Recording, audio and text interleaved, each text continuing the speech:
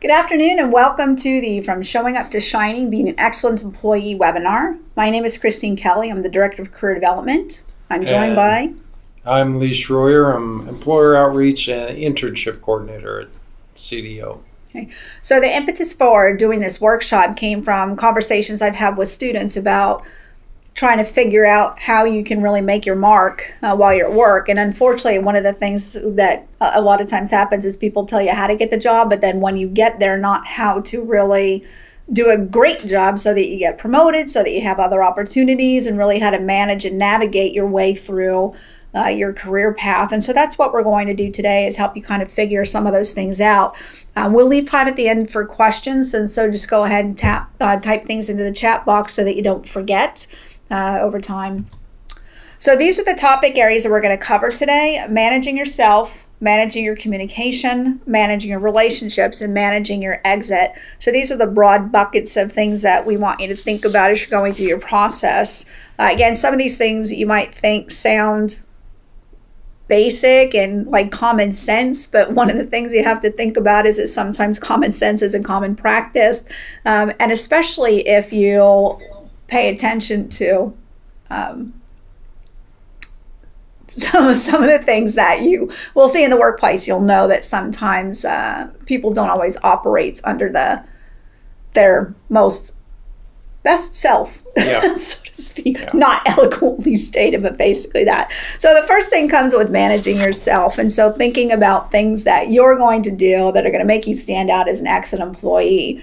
And the first one I think is really important is to learn. When you go in for an interview, you get some idea about what that workplace is going to be like. You'll maybe meet some of your coworkers, you'll meet your boss, have a little bit of an idea, but they're not going to tell you absolutely everything you need to know. And I'm not talking just about the details of your job, that's one part, but also some of the details of the business, like what's workplace etiquette, what's the culture like, how do people get along with each other, what things are good and not so good, just to tell you kind of bizarre things that sometimes happen. One workplace I went at, they had a one stall bathroom, but there was a stall with a door and a sink. And I didn't know when I first started there that the rule was that if there was somebody already in the bathroom, you were not allowed to enter. And so when I first went in and was waiting in line and I got the stink eye from somebody, I asked around. And so I made it my personal mission to warn everybody else who came to work there after me, by the way, this is the rule. And then we got to the point of actually putting a sign on the door so that nobody else would have to be embarrassed by violating a workplace rule. So sometimes little things like that are not things anyone's going to tell you directly in onboarding or during an interview, and things that sometimes you learn by trial and error. But you also want to learn about the business processes of the organization, and as much as you can about how your role fits into the bigger dynamic of how things work. And so the larger the organization, the more subdivisions there are going to be in it. But each one of those has a vital role and interacts with other pieces of the organization in some way. So the more you can learn about that, the better it's going to be for you. Also, in thinking about your future, if you want to move around within the organization, getting to know people that are in different divisions can really help you to figure that out. And then other things to think about, obviously showing your potential.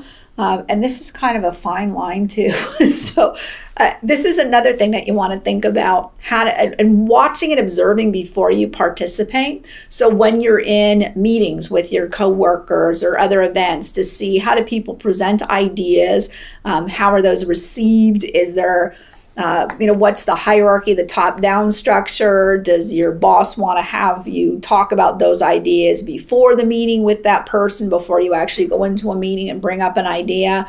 But showing potential, offering ideas, offering suggestions on things. But again, also being careful of which things are kind of sacred cows to the organization. There are some things that just won't change, or I work in higher ed. Lee comes from a different business and franchise organizations. Right. So. And so when he came into higher ed, I think he's still working with us. Higher ed's weird. And so you have to figure that there are just some things that, yes, it should work like this, but it does not. The same would be true if I went into a franchise organization. There'd be things that I might expect from my background, but it just doesn't work like that. Yeah. And even within franchise organizations, they're all varied. So kind of figuring out how to show that you have potential to do more, but also in the early stages being careful about how you do that. And when you take on a leadership role, that's also something really important to think about. I mean, advice I've heard from people who've gone up to higher levels, like at higher management, director, VP level, is that while people might tell you during the interview process that they want change, sometimes they don't really mean it. So before you start instituting changes and sharing your ideas, you need to read the room, figure out what's going on. And it's generally kind of a good idea not to make any really major changes until you've been there a minimum of 6 months and know what's going on, because you have to understand the different players and how to work. So show your potential, but be tempered. Yeah, one of the most important things in joining an organization is to learn what their culture is, like Christine said. I can give an example of when I joined Domino's. In my experience, the corporation, my job was only 2 levels below the CEO, so I thought it was completely appropriate to send an email directly to the CEO. I found out from the feedback that I got that was not appropriate chain of communications, and that I really shouldn't be skipping a step, even though I thought the CEO would be able to answer it better than my direct report. But you got to learn those things as you enter an organization, and being still and learning about the organization for the first, month or so that you're there is probably a really wise idea. And asking questions of people too. I mean, things that you're not sure about. I think sometimes we want to, show that we can do it. We don't need anybody's help, but seriously, you do. So take advantage of what's around you. And the other things, being reliable, curious, industrious, memorable in a good way. This is a challenge.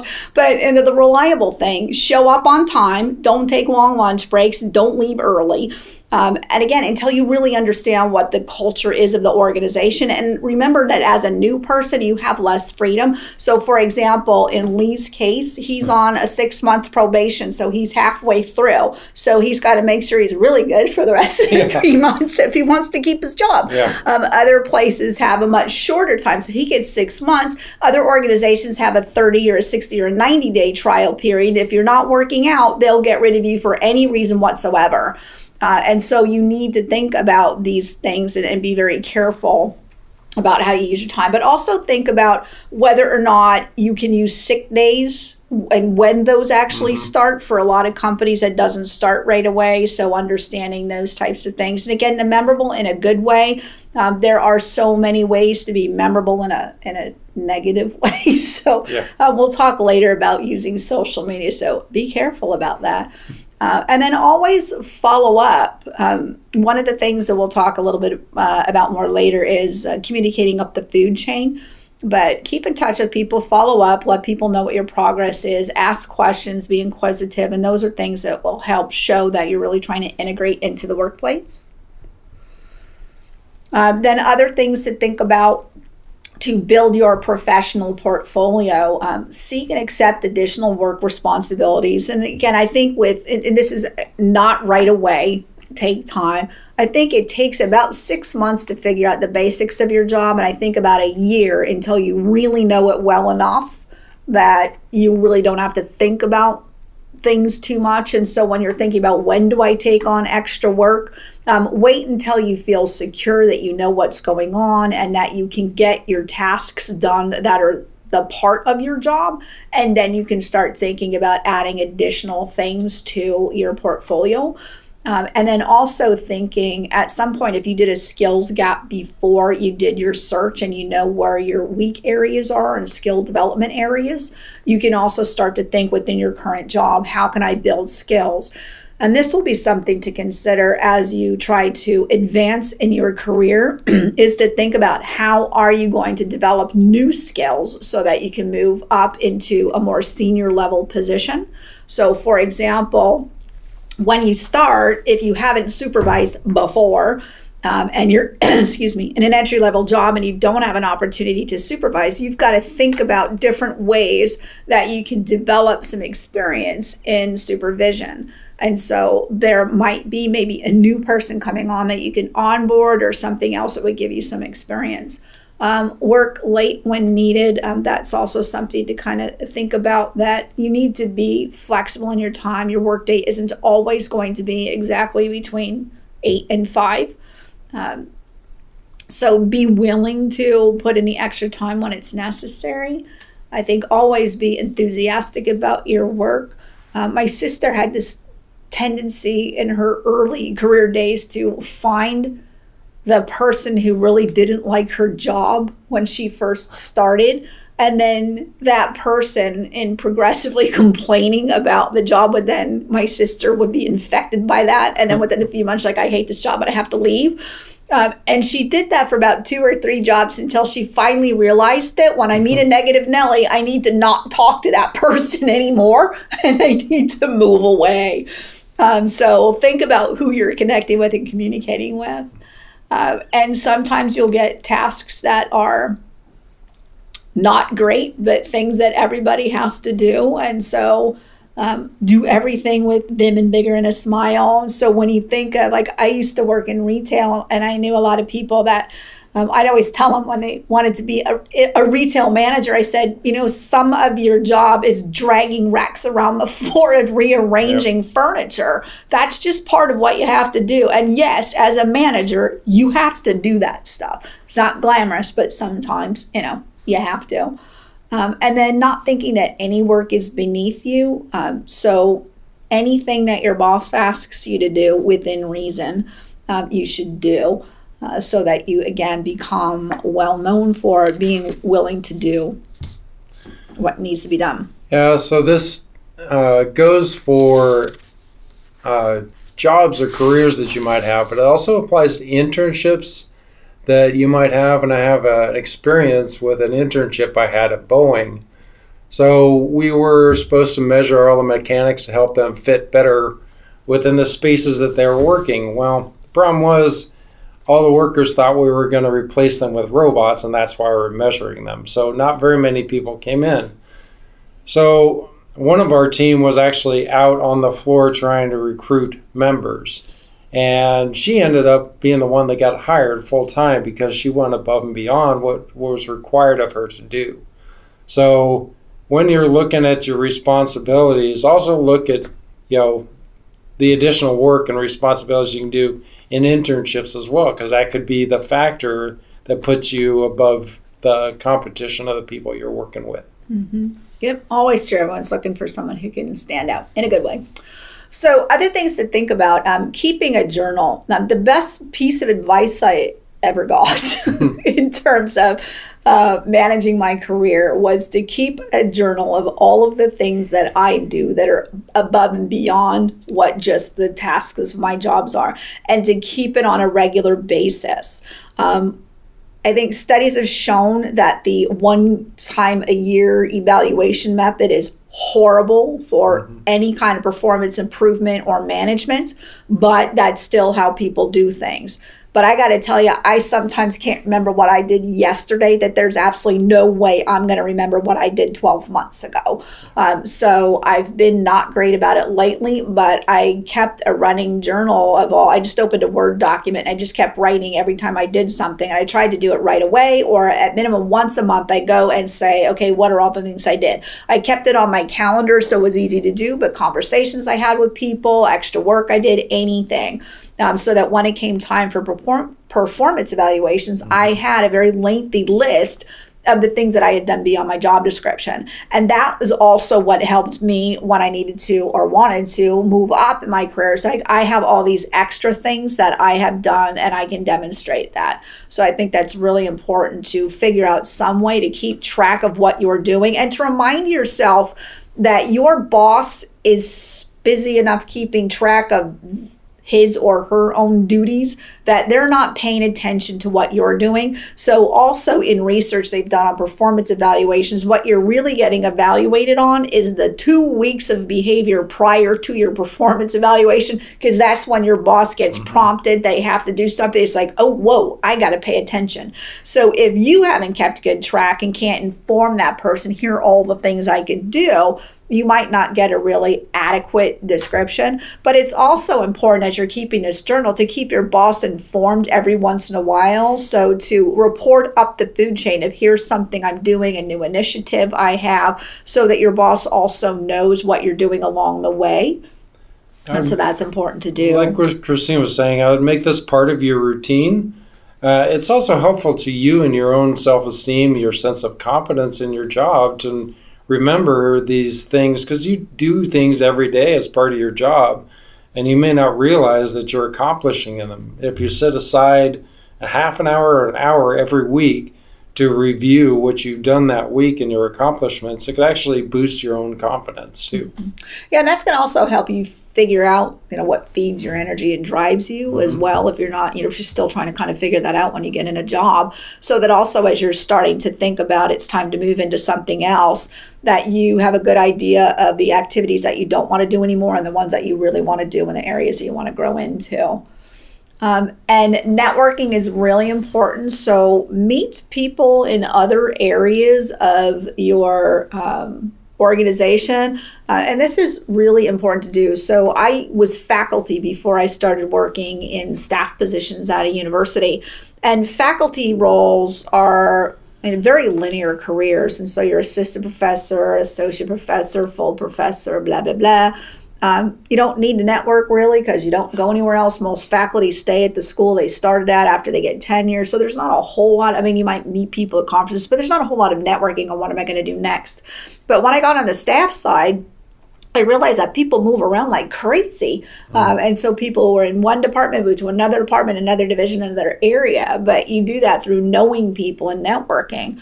So think about the people that you can meet and try to build more connections with people, because you're going to have to continue to look for jobs at different points during your career. So do that stuff now. And really prioritize your tasks. And so that's important to know what's the really essential things that need to get done and when, so that you, again, don't miss deadlines and don't disappoint people who ask you to do things. And so obviously anything that your boss asks you to do should clearly take precedence over anything else, but also, give thoughts to how you want to manage your time and how you can get things done. So create yourself a list of the things that you want to accomplish also, because that's another part of your performance appraisal, be what are going to be your goals for the next year. So start thinking about what you'd like to accomplish also. And then the stupid stuff that sometimes gets people fired. So no personal phone calls on your work phone. And if you have a phone that is given to you by your employer to use for work, it's especially important to think about that, to think about anything that you do with that phone. And also for legal reasons. Yeah, your computer also. You don't own your computer. You don't own your work emails. You don't own anything that's on your phone either, if it's a work phone. And so that's something important to think about, because in the state of California, your work phone, if you have a work phone, is discoverable, and so are your emails. Your employer can look at your emails anytime they want to. So you need to think about that. Some organizations actually do have programs. They can look at keystrokes. They can see where you're going to. Some will block you from being able to visit certain sites. And so it's important to know, what you should and shouldn't do. So obviously, no internet shopping or non-work related Googling on your work computer. You can do anything you want on your phone, but keep your work and your personal life as separate as humanly possible when you're at work. And be very careful about any non-work related documents that you might bring, because if you don't have a printer at home, it's like, I'll just bring it to work and print it out. That might not be kosher. So you need to understand those things of how you're using office materials and supplies. And again, sometimes people get fired over looking at the wrong things, but also sometimes you get found out if you go to a site that has viruses or something. So just be careful about those types of things. Anything you do on work time and on work equipment is considered intellectual property of the company you're working for too. So if you're developing something on the side for some side project at home on work time, well, that's actually owned by the company now. Yeah. So be very, very aware of that. And also, speaking on the internet searching, if you work for anybody that has a defense contract or a contract with the government, they will be watching your keystrokes on the sites you're doing. I was told a story when I was going through my background check at Boeing where one person was going to porn sites and then switching to church websites, and then porn sites and then church websites. And they were watching this before they fired this guy. So, yeah, make sure you're very careful where you're going at work. They know all. Be very, very careful of those things too. That's crazy. And again, things that you're not necessarily thinking of that could get you fired. Yeah. So, all right. So, and next is the important thing of managing your communication. And this is something you really need to think about. I think we've all, unfortunately, gotten a little bit too used to texting and emailing, and it's not always the best thing. So I'm going to tell you this if you haven't heard it before. There are some things you should never, and that's all capital NEVER, put into an email or a written format. So really think carefully about what you're writing in emails, what you're saying. Obviously that, don't email angry. So really think about that, but we'll talk about that a little more in depth. Yeah. But we're going to talk about trying to think about the right channel for the audience that you're communicating to and for the message that you're trying to deliver. And there is a correct channel. So email is not the correct channel for everything. So think about I think unfortunately due to all the technology we have, we've really lost the face-to-face. But this is still the way that you can make the most impact with people is through your face-to-face communications. And it's really important to think about how you interact with your coworkers when you see them. And just the greet everyone. I taught a class years ago, and it was actually at a workplace. It was interpersonal communication. And we ended up having a discussion that lasted much longer than I thought it should have on whether or not you should have to say good morning to your coworkers when you came in. And there were two people who thought that I should never, ever I shouldn't have to do that.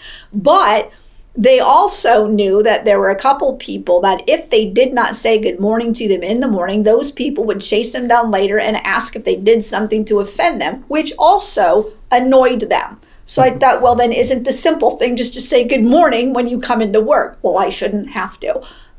That's part of being a human being. Say good morning to people, greet them, smile, be happy. Remember people's names. And this is a challenge when you first start a job, but there's a little strategy. If you say a person's name 3 times, it increases the likelihood that you will remember that. But try to remember people's names as much as possible. Again, always when you're new, listen more than you talk. In fact, in research they've done, asking people about who they think is a good communicator, when they ask them what those skills are, 9 out of 10 times it's listening. Because we're so distracted by other things that we don't often spend a lot of time really focused on another person and listening to what they say. Take notes about what they say. Even when you think about how do I follow up with someone at a later date, remembering the details of things that they told you and keeping track of that or notes somewhere. I remember from appointments, sometimes things students say to me, and then later on I'm looking at something and I'm like, oh, this is, related to our conversation. Same thing happens when you're doing other kind of networking things. And so really think about how you're interacting with other people. And again, watch how other people interact and play nicely. I think unfortunately in higher ed, we see too many examples from watching professors of people who are not good at playing nice in a sandbox. And so that's not just higher ed. I saw that at Boeing. I saw 2 PhDs yelling at each other in a meeting. But one of the best skills you can learn is called active listening. There's a couple of real simple rules to it. Number 1, don't listen to respond. So don't be formulating your response when you're supposed to be listening to the other person. So listen to what the other person has to say and then paraphrase what they said back to them. Two real quick, easy keys to listen well. Well, and especially since sometimes what we thought we heard is not what the person actually said. So if you paraphrase, and this is what I'm interpreting, is that what you meant? The person could say, well, no, not even close. Yeah. or it could be, yes, that's exactly what I meant. So check, especially if you think the other person is saying something that you're taking in a negative light. Ask, this is how I'm interpreting this. Is that what you intended? So that you know if you're reacting to the message that they really intended to send. And so if you study communication, which I did, that was what my degree area is in, there's always that, 65% of your message is communicated through nonverbal means. And so those aren't things, and all of us would like to think we're really good at reading other people, but I don't think we all really are. So we read other people based on what we think is the way people should act. It's the tone of voice they should have, the facial expressions they should have. In fact, there's actually a commercial on right now with a guy creating a little robot, and it's a little kid, and it says it wants to be a TurboTax consultant when it grows up. And they say you can't do that because you have to have emotions, and then the robot says, I'm happy or I'm sad, and then laughs. And the guy says, we're still trying to work on the emotions there. So think about, again, are you reading people accurately? Also in face-to-face, avoid controversial topics. So there are some topics that are probably not great to talk about at work. So understand what the rules are for things that are okay to talk about. Any conversation you have with a coworker in the confines of business, or sometimes even outside when you go for drinks afterwards, is not confidential. And so you need to be careful about what you're saying and who you're saying it to. And I'm not saying you can't trust any of your coworkers, but just know if you're talking at work, other people could walk past and hear you. So think about what you're saying. And sometimes this is where the next one, not engaging in gossip. Sometimes if you don't understand the political relationships in the organization, you can get stuck. I've seen this happen with people going into, especially faculty roles, but it happens anywhere, that, you get one faculty member who wants to really help you and tell you what's really going on. And what they're trying to do is get you on their side and feeding you information that's not really accurate. Then you'll get another faculty member who really wants to tell you what's going on. And so you need to play Switzerland until you know the politics of the organization.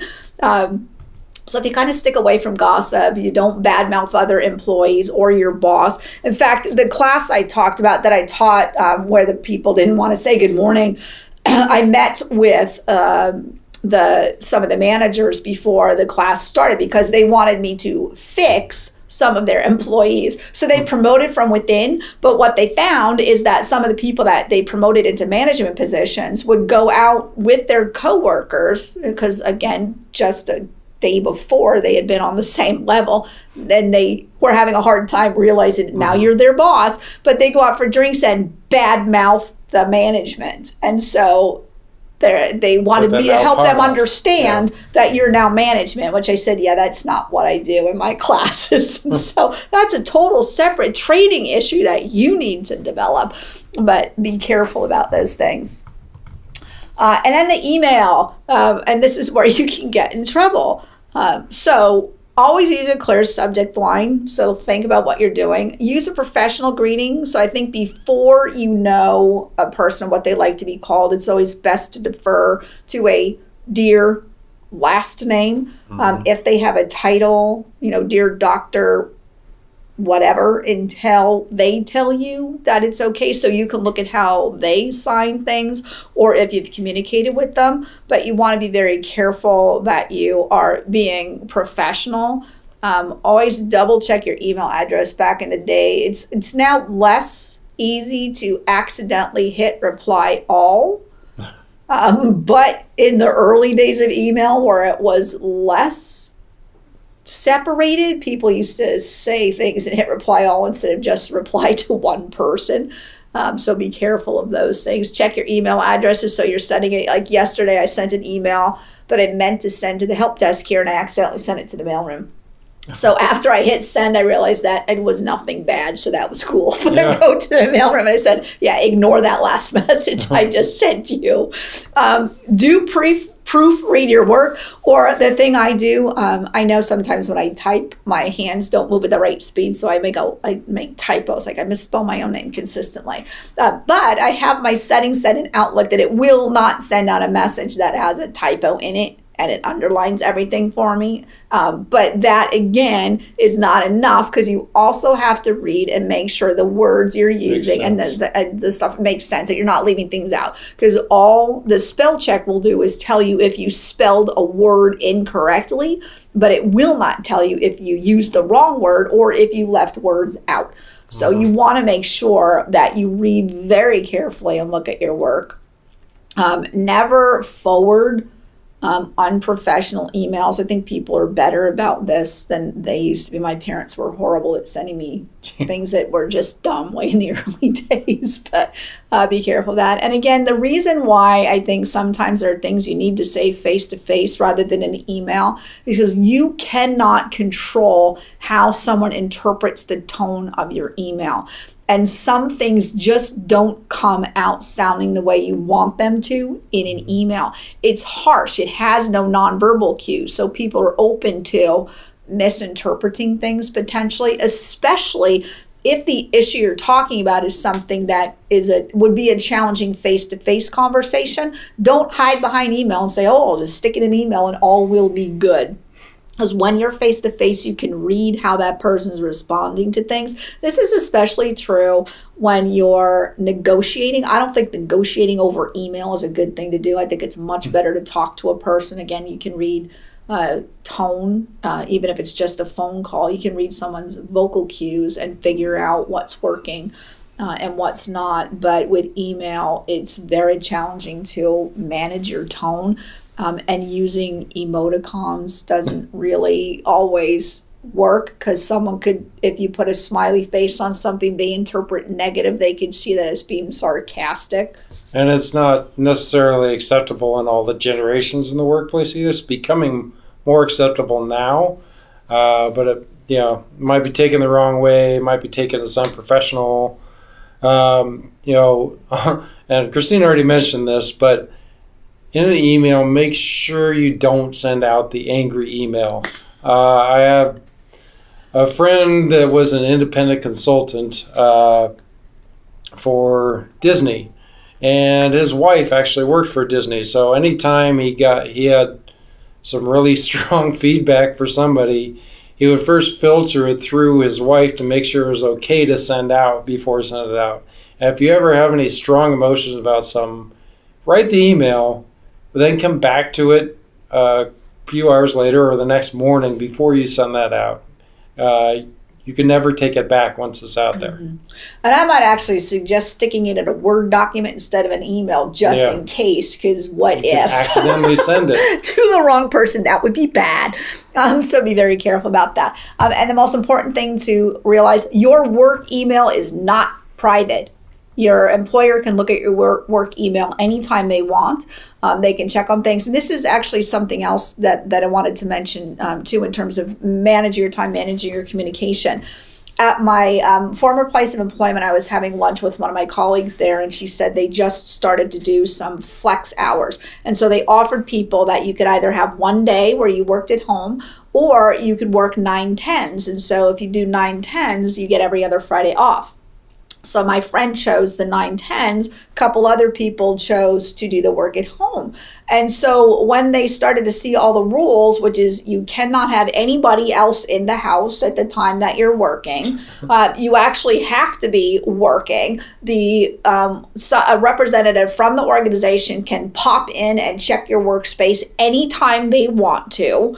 There's a bunch of rules. And in fact, a few of them, when they were asking about how the days would work, they said, well, what if there's something I have to do in the office on my day? Do I get a different day off that week? And so the boss had to explain, no, it's not a day off. You're still working. So from the hours of 8 until 5 with your 1 hour lunch break, we expect you to be doing work. And So think about those types of things too. But again, email's not private. Keep that in mind, and be very careful about what you email and how you email. Yeah, because deleting it doesn't delete it. Yeah, not even deleting it out of your deleted. People can always find that. IT people are good at that. Yeah. So nothing ever goes away, ever. And then also your social media. I'm sure if you watch the news at all, you've seen people who have gotten in trouble for this. In fact, there was a case, this was a number of years ago because I was still at my former institution, but a student got a job offer from a company and then tweeted something negative about the company, how the interview or something along those lines. Anyway, bashed the company.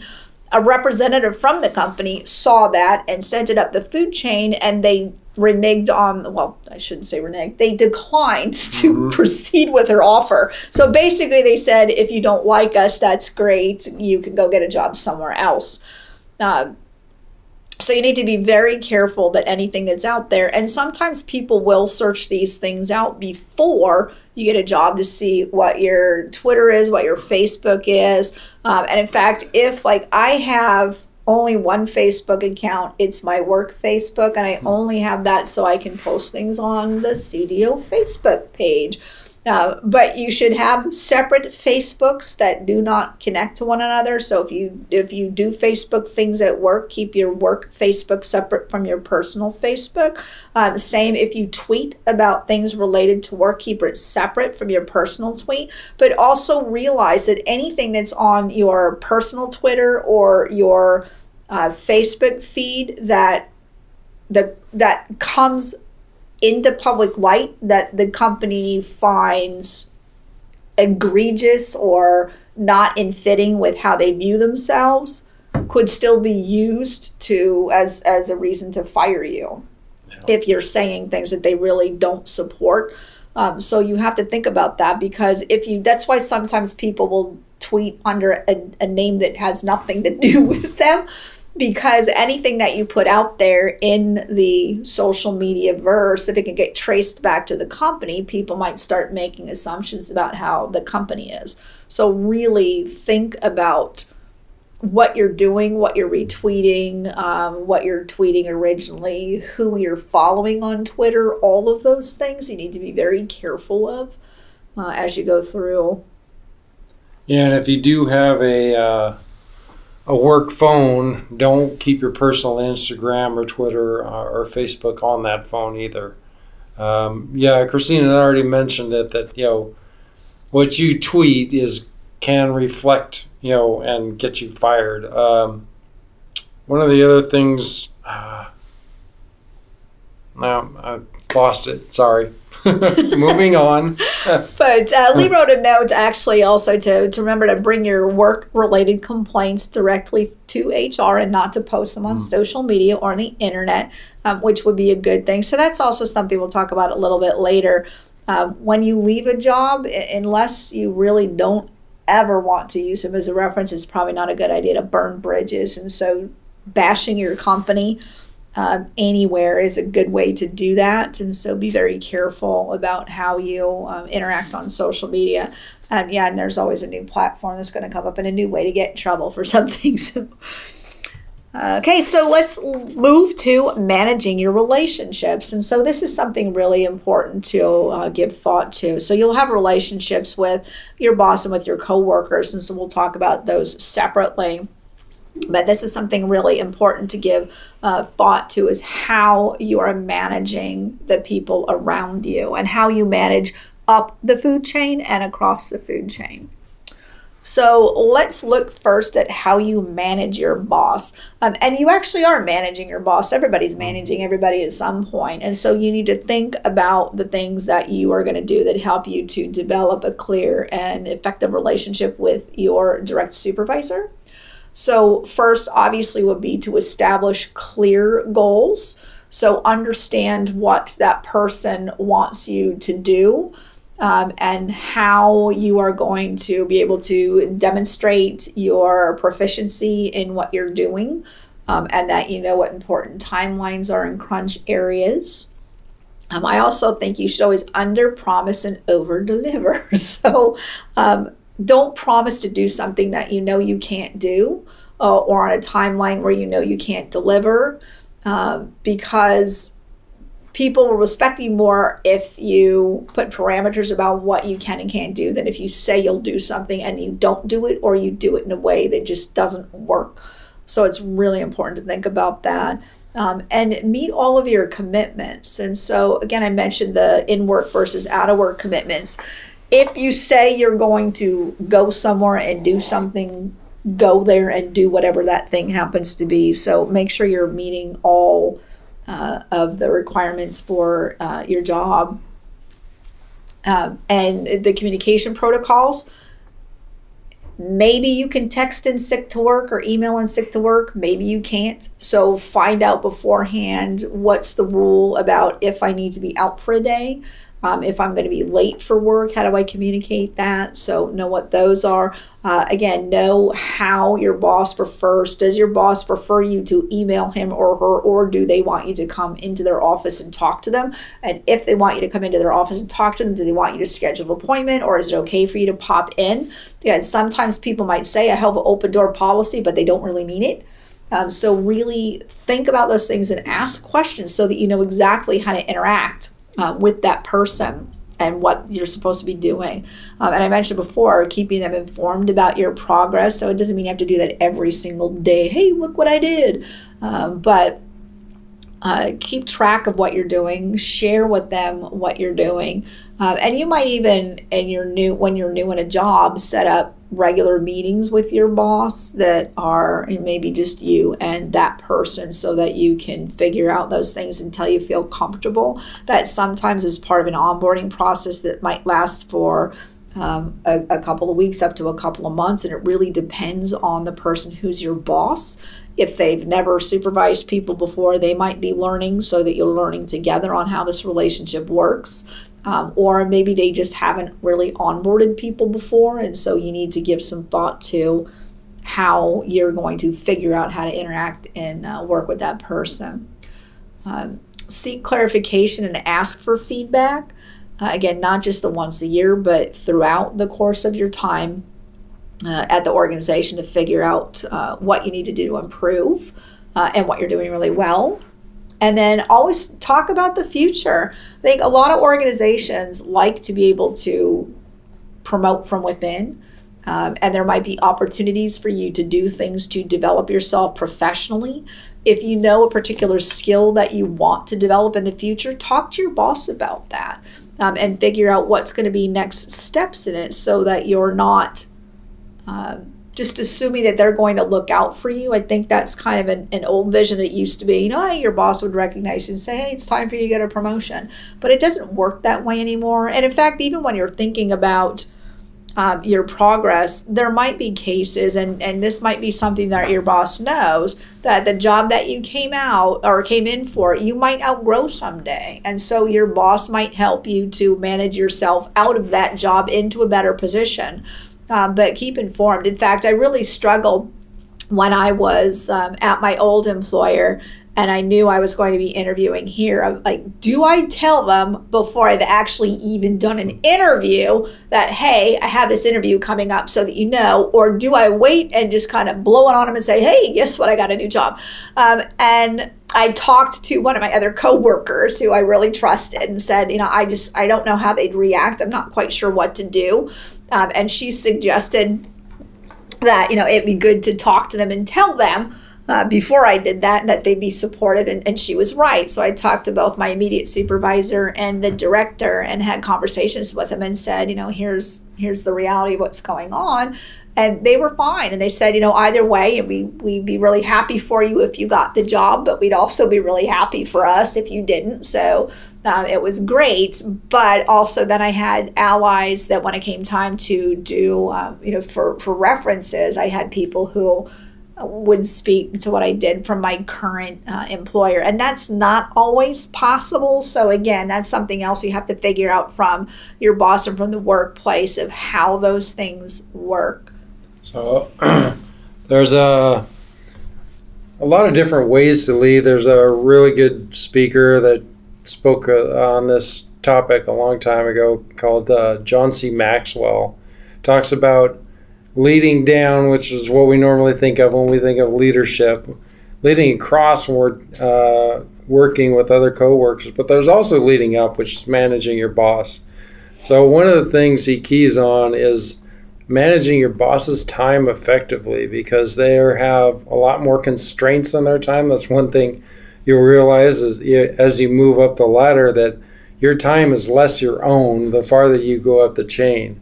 So if you can make sure that you have an agenda of things that you want to talk about, and you have a clearly laid out plan of how that meeting is going to go when you go in to talk to your boss, make the most efficient time of use of their time as you can. Mm-hmm. And that's great advice for dealing with faculty too.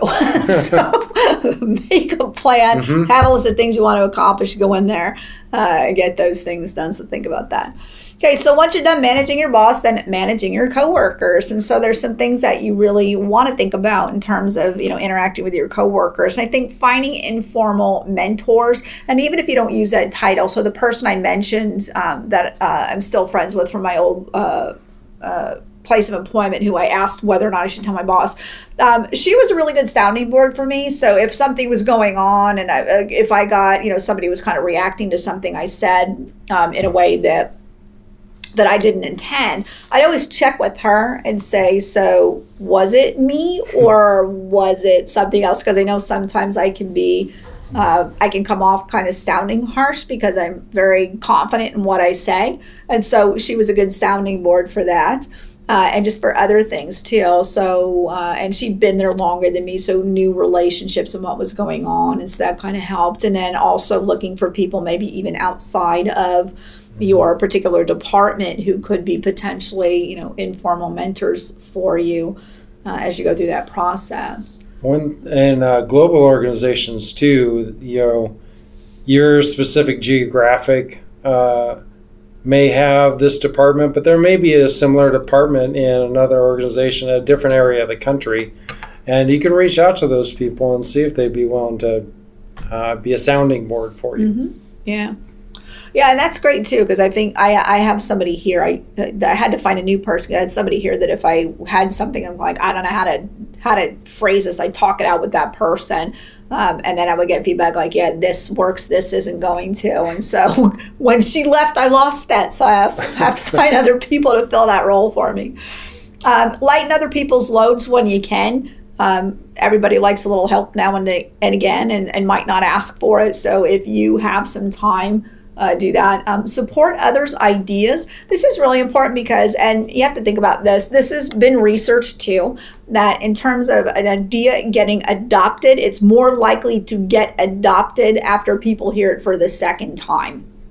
So this is something you can plan before you go and present an idea. Find an ally and say, hey, I'm going to say this. So could you say it again later and second it or something, or push it through? And in that case, maybe you don't get credit for it, but the idea gets done. Or maybe that person says what it is and says, oh, by the way, Christine said that first. Just so you get that. But if someone else says that, or if there's an idea that you really like, support the other person as they express that, so it's more likely to. And just in general, support people and what they're doing. I mean, again, it's hard being at work, and sometimes you stick yourself out on a limb, and when everybody kind of pretends they don't know you, it's uncomfortable. So do what you can to be there for your coworkers. When you're supporting other people's, you may not have to support their entire idea, but pick out portions of their idea that you can support, and help them work out the parts that, aren't so great. And it's a real big fault in companies to always critique other people's ideas and try and find the flaws in them. This happens a lot. I had an informational interview with someone at JPL who worked in HR, and her first presentation she did in front of a bunch of engineers, they all ripped everything apart. And well, that's part of an engineer's job, is to find the flaws in something so it doesn't go bad. And a lot of companies do that. So find support or ways you can support other people. Yeah. And share credit and note other people's accomplishments. And so if the idea was not completely your own, point out other people who did, and recognize other people who accomplished something, even if you had absolutely nothing to do with it and you thought it was a great, hey, this is wonderful they did. And I always try to be positive because, again, work sometimes isn't always the most fun place to be. If it was fun all the time, they wouldn't call it work. But, really think about how you can be a positive influence. And some of this plays into also trying to get to know your coworkers on a personal level. What are their favorite movies? Talk about families with them, talk about things they did on vacation. Just kind of that small talk that goes along, and try to remember people's birthdays, and whether or not they actually like their birthday acknowledged, because some people don't really want anyone pointing out it's their birthday. They're getting older. Or if there are other holidays important to them. Just, if you pay attention to things that people say, or even sometimes they'll do an office holiday party and you have to secret Santa somebody or buy gifts for somebody or whatever. So if you've been listening along the year, it makes it easier when it comes time that, oh man, I have to buy this person a gift. And if you haven't paid attention to anything they say, you might not know anything about what their likes and dislikes are. So just those things can help. Plus it makes the place a better place to work. So if you really try to get to know and connect with people, that can really help you to, again, have friends and allies, and that will last beyond your employment with that organization. So both of you, or all of you, people sometimes move on, but sometimes those work connections can stay. And you figure you're going to spend more time with your coworkers than you are with your family. So make the best of it. Make friends with them as best you possibly can. And form some good connections. And again, these are people who at some point will be there to help you out. Yeah, and make sure like we said before, know them as people. So, if they have something going on with their lives, or they call in sick a day, follow up with them, show your concern, ask them if they're okay. People try to separate their home lives from their work lives, but that never happens to 100%. So make sure you're interested in them as people. And finally, managing your exit. So sometimes it's time to leave, and there are good ways to leave and there are bad ways to leave. So you really need to consider this. You could, if you really hate the organization, you hate the people, and you're never going to see them again, and you think you're never going to interact in their circles, which is probably not the case, then go ahead and burn a bridge. But you need to be really careful. And so some things to think about, being tactful and considerate in how you leave the situation, even if you didn't like it. So, for example, there were issues I had with my former employer. When I left, I didn't go through those. I did that one time, actually, when I was still in college. I wrote a really long response to their exit survey on why I was leaving, critiquing all the things I thought they were doing wrong. And so they told me I didn't need to stay for 2 weeks. I could just go away right then. Because they didn't want to hear it from somebody it was a retail place, and I'm telling management how to do their job. They really didn't want to hear that. So, think about that. Give ample notice. And this is, I know, industry standards is give 2 weeks notice, but there are good and bad ways even to do that. And sometimes when 2 weeks really is an adequate notice. So I had somebody who gave me 2 weeks notice, but the first week of it, they were at a conference for the entire week. And the second week was during 4th of July holiday. So they were only in the office for, I think, 2 days. And I was out of town for one of that. So basically the person's last 2 weeks, I didn't see him at all. So that wasn't really great. I had somebody else that left at an inopportune time of the year. So there are, when you're in cycles, for example, if you were an accountant, leaving during tax season would be really bad. So you don't leave in May. So think about those things in terms of giving your notice. And is 2 weeks really enough? When I left my last employer, they had more than 2 weeks notice that I was leaving. And then transitioning out of projects, I had a really good record of everything that I had done that I left behind. They still use a lot of my stuff. I think they need to update.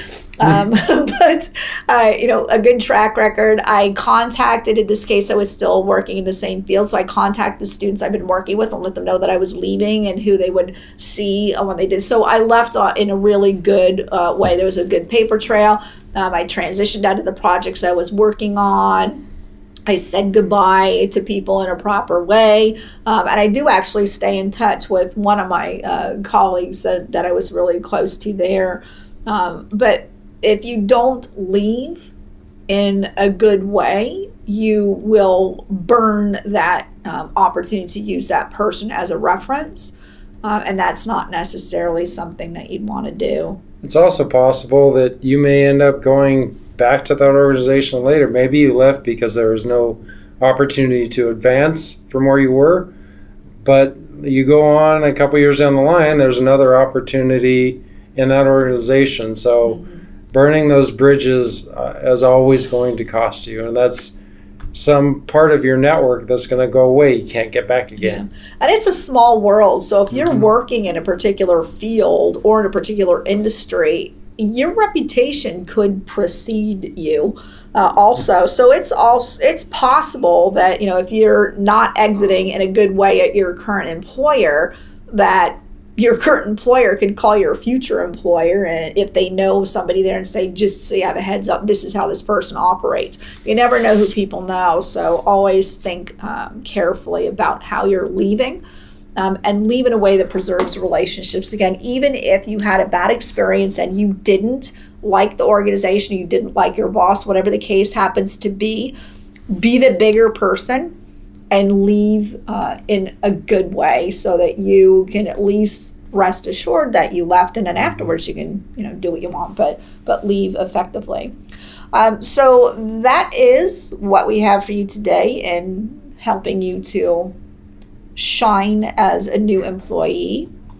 Other things we want to encourage you to do, we have online resources for you. So we do have Big Interview, we have YouTube. So if you've missed any of our other webinars, this one and other ones will be on YouTube. We do have a blog, we do have Facebook, and we have more workshops, webinars, and events that are coming up. And you can always find those on the CDO calendar, which is in the MyCGU portal page. And so we hope to see you at future events. Also look in Handshake for future events also. And then again, these are other ways that you can connect with us. Through Handshake, you can send us messages. Actually, we do have a Facebook. We have an Instagram too. We do. It's CGU CDO. And Leah's been posting some photos from events on there, and when he goes on employer visits, we'll do that. And our YouTube channel, again, has all kinds of great information on it. So you do have a little bit of time left. So if you have any questions, you can type them into the chat box for us.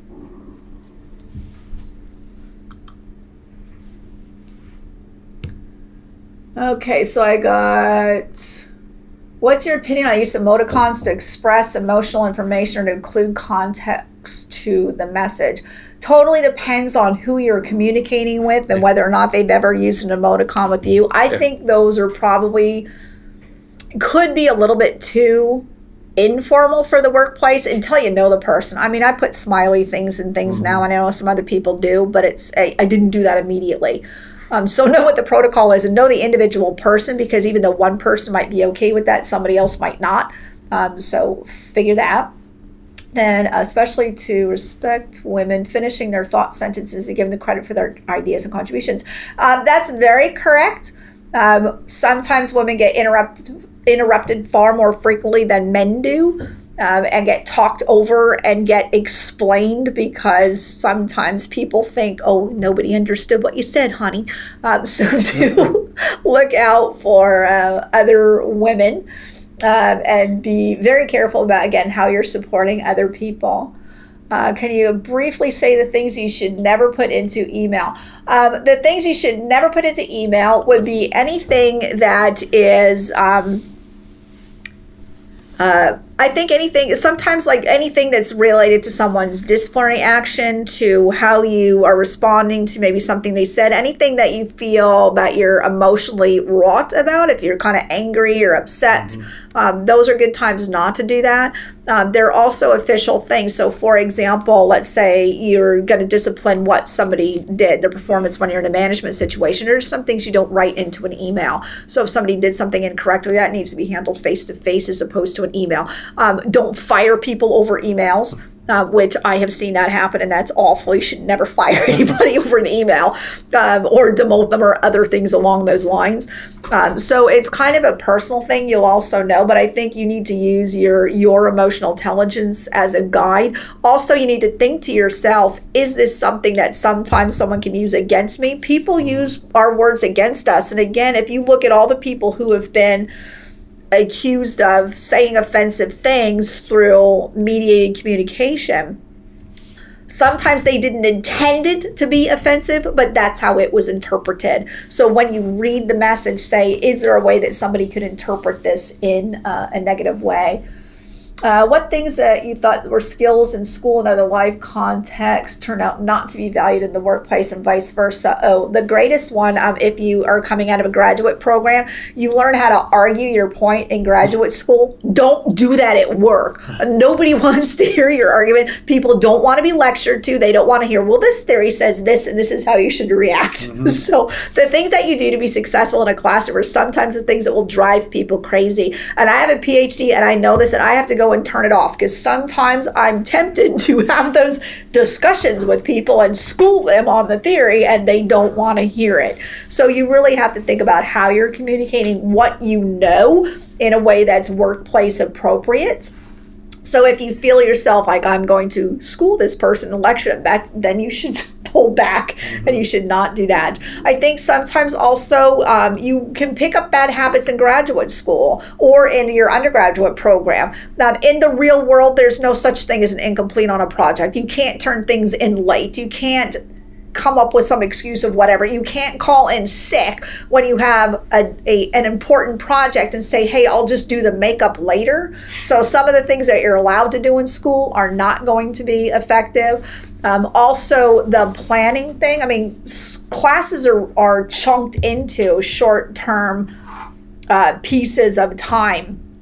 And so work is not, it goes on much longer, and you don't have those same on and off points. So sustaining your energy would be things that help you kind of think about those. And things that surprised me that I wouldn't have thought of. Gosh, there's so many. Well, one of the things that is becoming more and more important in the workplace is the collaboration and the teamwork that you do. So while you're in school, it's really important to make sure on those project teams, you're thinking of it as like a professional experience. Think about it as like you're working on a team in an organization.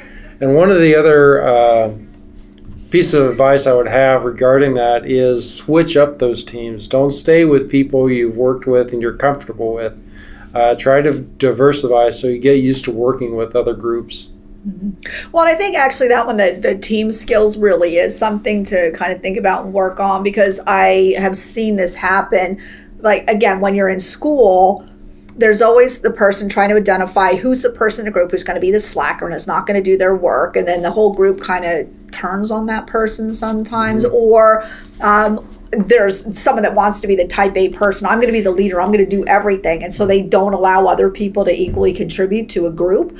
And no one likes either one of those. When you get out in the workplace, there still might be people who don't do their fair share of the work, but help them figure out why. I mean, that's a lot of times, sometimes when someone's not doing what you consider their fair share, it's because they felt disrespected by something. I always find if you form a group and there's someone that missed the first day when you set the rules, that's the person who's going to be the most disappointed, because sometimes they get assigned something and they had no say in it. No one asked them what they thought or if they wanted to do that. Or sometimes I've known people who will say, I do my work and someone says, oh, that's not good, I'm just going to redo it. But they don't help them figure out, okay, why do you think it's not good? What are you looking for? People have different work styles. And so understanding what those are and really talking to people. So I noticed we went a little over time, so I appreciate you sticking with us. This will be available on YouTube shortly. Feel free to come in and have a chat with us at any time. We're always available to help you out with your specific career development issues. And so we hope to see you soon. Thanks again. Thank you all.